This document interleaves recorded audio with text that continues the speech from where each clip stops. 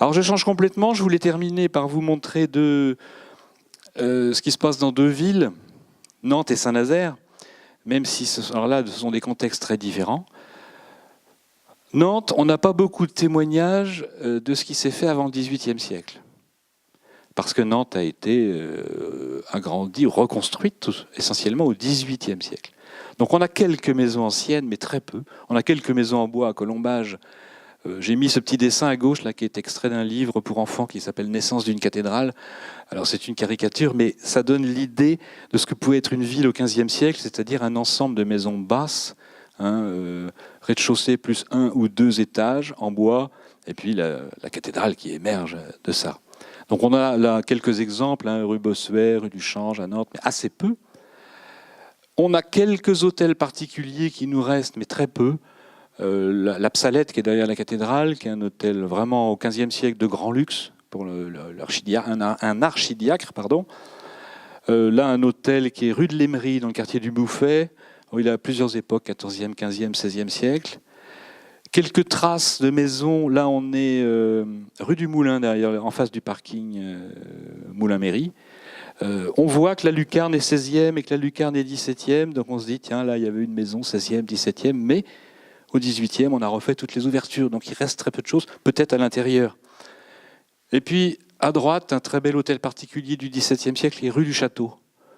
Donc ces grands hôtels particuliers, là, sont les hôtels des grandes familles aristocratiques nantaises. Mais il en reste très, très peu. Très peu, pourquoi ? Parce que, je vous l'ai dit, au XVIIIe siècle, on réécrit pratiquement intégralement le centre-ville de Nantes, avec ses architectures de très, très grande qualité. Cette photo-là me permet de vous reparler des pierres dont je vous ai parlé tout à l'heure. Vous voyez le granit ? En bas, ça pèse, il faut une pierre très dure, on est en granit. Là, on a des pierres de soutènement qui soutiennent les balcons, qui ont besoin d'être très dures. Donc c'est de la pierre de Charente ou du Cireuil, en général, de Touraine. Et puis quand on monte, là, on peut se permettre d'être plus léger, d'avoir des décors très fins, on est en tuffeau. Donc parfois, dans ces façades qui paraissent blanches, on a 3-4 pierres différentes, mais utilisées vraiment en fonction de leur qualité de portance, leur qualité de durabilité, etc. Et puis, si on regarde, on se rend compte que ce n'est pas très régulier les endroits où la pierre calcaire dépasse sur le granit, etc. Et quand on voit la qualité de ces architectures, le soin apporté au dessin des façades, on imagine bien que les propriétaires n'auraient pas supporté de voir des différences comme ça. Ça voulait dire que ces bâtiments, là aussi, étaient badigeonnés à la chaux. La pierre n'était pas apparente dans l'île Feydeau. Les immeubles étaient blancs, gris pâle, jaune pâle, ocre. Dans les restaurations, on retrouve souvent dans les corniches des différentes couches de badigeons colorés comme ça. On ne voyait pas la pierre, encore moins dans les villes. On ne la voyait pas à la campagne, mais on ne la voyait pas non plus dans les villes. Pardon, je ne suis pas dans le bon sens. Alors là, c'est grande, on sort de la maison individuelle, mais c'est pour montrer que Nantes se reconstruit soit parcelle par parcelle pour des grands hôtels particuliers ou des grands immeubles partagés, des grands ensembles urbains où on ne voit plus quelle est la dimension de la parcelle. On ne sait pas si une maison c'est 2 travées, 3 travées, 5 travées, on ne sait pas du tout.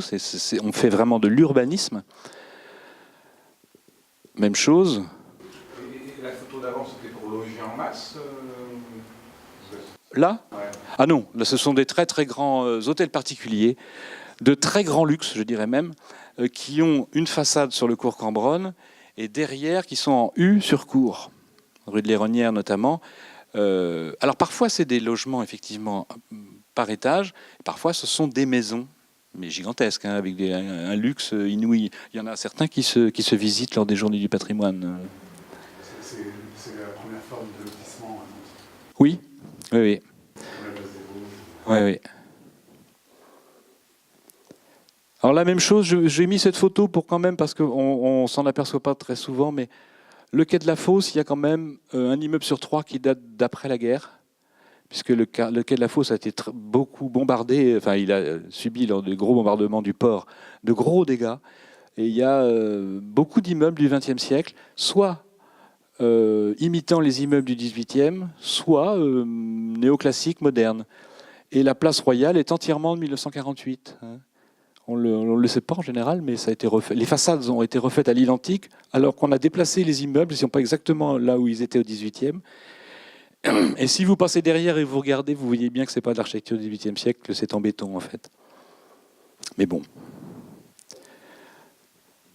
D'autres opérations d'urbanisme dans les années 1830 à Mélinette, et puis, je dirais, l'urbanisme à Paris, à la Haussmann, dans le quartier autour de la cathédrale, le percement de la rue de Strasbourg, tout ça, c'est les années 1870. On traverse, comme à Paris, les quartiers anciens par des nouvelles artères, etc. Et on reconstruit des immeubles avec une architecture qui est complètement réglementée à tel point que tous les immeubles sont pareils.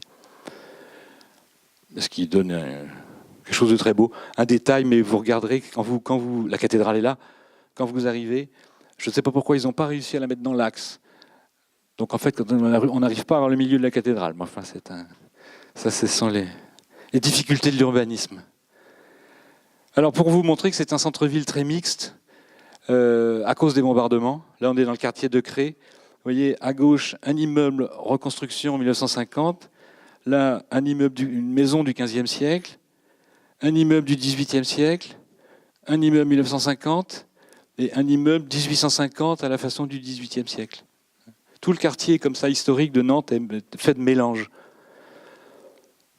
Alors les maisons, pour revenir aux maisons quand même, à Nantes il y a des maisons. Il y a soit des grandes maisons bourgeoises, mais ça ce sont les grands quartiers 19e, quartier Mélinette, quartier Moncelet, grandes maisons bourgeoises qui reprennent les codes des architectures anciennes, néo-gothique là. Ça se mélange avec des immeubles de rapport, ça s'est fait à peu près en même temps. On a des maisons alors on va construire ces maisons-là, je dirais, de 1850 à 1930. Là, celle-là est de 1930, mais ça ne se voit pas, ça fait des paysages urbains très très homogènes quand même, avec des styles différents sur chaque façade. Très belle qualité d'architecture, évidemment. Nantes, c'est énormément comme ça de faubourgs, de maisons construites entre 1900 et 1930, mais là aussi avec des modèles, c'est-à-dire qu'on a des maisons répétitives qui sont quasiment identiques les unes aux autres, donc dans les années 1930. Vous voyez les soubassements dont on parlait tout à l'heure, en opus incertum, on les a là. Et puis au-dessus, des parties enduites. Alors, face à ces maisons, en même temps que ces grandes maisons bourgeoises ou ces maisons plus modestes construites dans les années 1930, on a du logement ouvrier qui s'est toujours fait, parce qu'il y a toujours eu une activité économique à Nantes. Là, on est à Orvaux au XVIIIe siècle. Ce sont des logements ouvriers. Pour, je ne sais plus ce que c'était Orvaux, une verrerie, enfin il y avait une fabrique qui était actionnée par le courant du Sens. Là, du logement ouvrier, on est à Chantenay. Vous voyez, petites maisons, c'est presque les maisons de pêcheurs dont je vous parlais tout à l'heure, maisons modestes, très très basses. Alors c'est un challenge pour les architectes aujourd'hui pour rajouter des hauteurs, pour essayer d'agrandir ces maisons-là en faisant des extensions. C'est un terrain de jeu formidable pour les architectes, parce que beaucoup de gens rachètent ces maisons-là parce que Chantenay est un quartier sympathique avec des maisons abordables, mais qui sont petites. Ça, c'est un autre exemple à Indre. Là, ce sont les maisons pour les contremaîtres. Alors à Indre, à Basse-Indre, je n'ai pas pu vous montrer les photos, il y a toute une typologie de l'architecture liée à l'industrie qui est en place. Et c'est assez extraordinaire parce que, je ne sais pas si vous voyez Basse-Indre, il y a le sommet de l'île, il y a la maison du directeur. Énorme, très belle, 19e. Autour, il y a des maisons 1930 qui sont les maisons des ingénieurs. À côté des maisons des ingénieurs, il y a un immeuble pour les cadres célibataires qui ne devait pas être mélangé avec les familles parce qu'on ne sait jamais de quoi ils auraient pu avoir envie. En dessous, vous avez les maisons des contremaîtres et plus loin, les maisons des ouvriers. Et tout est là. C'est assez étonnant. C'est vraiment alors là des typologies d'habitat liées à l'industrie.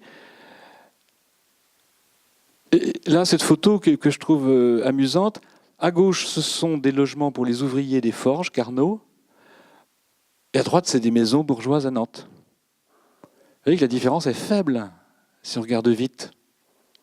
C'est-à-dire qu'en fait, on a le même principe de façade décorée, de pierre, etc. Sauf que là, on a à chaque fois une seule maison, et que là, on a, je ne sais plus si 8 ou 12 logements, et là, on a 8 logements, c'est des 2 pièces. Hein.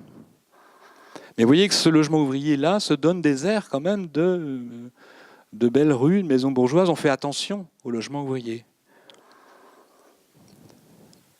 Alors, je ne suis pas rentré dans les usages, hein. Je n'avais pas le temps en une soirée de parler à chaque fois de la manière dont on habitait une ferme, la manière dont on habitait une villa. J'ai parlé un petit peu des villas balnéaires, ou de la manière dont on habitait ces maisons ouvrières, mais vous voyez bien, il faut relire Zola, Balzac et tout ça. Et puis là, deux images du logement d'après-guerre, hein, du logement qui poursuit le logement ouvrier, c'est-à-dire que, alors, c'est pas le logement ouvrier, mais le Grand Clos, manière pour Rouge-Pitz de reloger les habitants sinistrés des bombardements, et puis évidemment l'expérience magistrale de Le Corbusier à Rezé.